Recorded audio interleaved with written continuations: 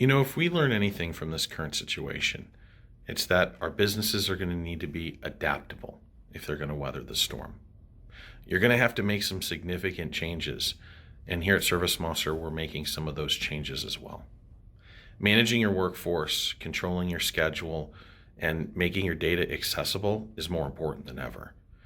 Creating marketing workflows and automating some of those basic tasks is going to help keep your business and your margins under control and give you the insight you need to weather even the most difficult storms. ServiceMonster is the best tool to help you with that job. Join us Thursday, March 26th at 5 o'clock Pacific, where we're going to be taking a deep dive into the newest release, ServiceMonster 6.5. We're going to focus on some of the new features, but also some of the main features that can help your business stay efficient and keep you focused. Now, you might have some time next week, so it might be a good idea to work on your business. Take a look at those tasks. What can you automate? What can you improve? How can you make your business better? We won't be here for long.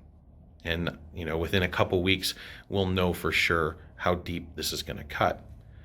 But we hope that you and everyone you know is safe. And if you got some time, we'd love to see you there. So from everyone here at ServiceMonster, take care.